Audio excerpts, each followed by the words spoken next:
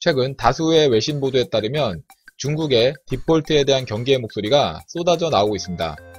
게다가 미국의 중국 압박도 강화되고 있어 중국이 난처한 상황인데요. 어떤 내용인지 자세한 내용 살펴보도록 하겠습니다. 구독하기, 좋아요 많이 눌러주시기 바라겠고요.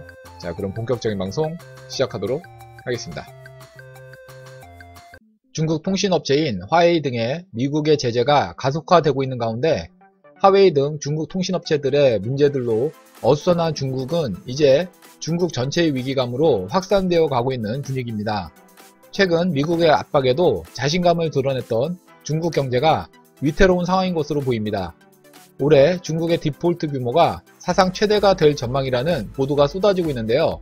4일 블룸버그 통신에 따르면 블룸버그 통신이 자체 집계한 자료를 통하여 지난 11월 이후 최소 15건의 디폴트가 추가로 발생해 연간 디폴트 금액이 1240억 위안, 한화로 20조 3500억 원이 넘는 금액을 기록하며 연간 기준 사상 최고였던 작년에 1219억 위안에 매우 근접했다는 소식입니다.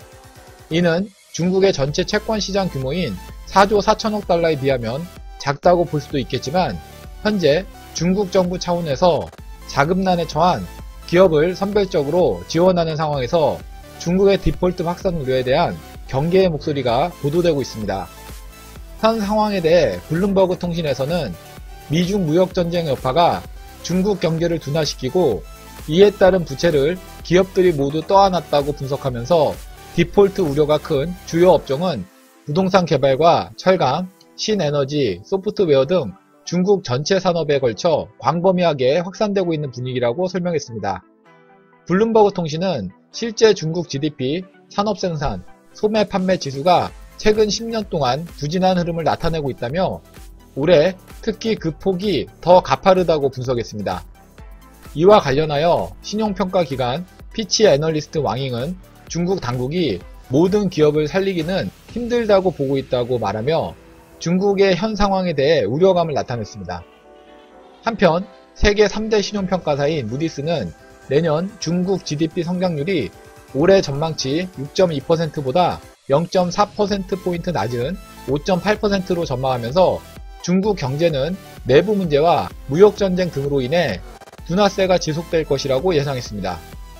현재 중국의 경제 성장은 중국 정부 주도의 투자로 이루어지고 있는데 이에 따라 공공부문의 차입은 계속 높은 수준을 유지할 것으로 전망했습니다.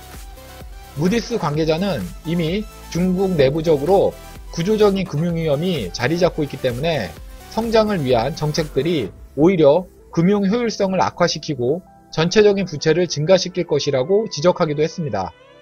최근 중국의 상황이 안 좋은 방향으로 급변하고 있는데요.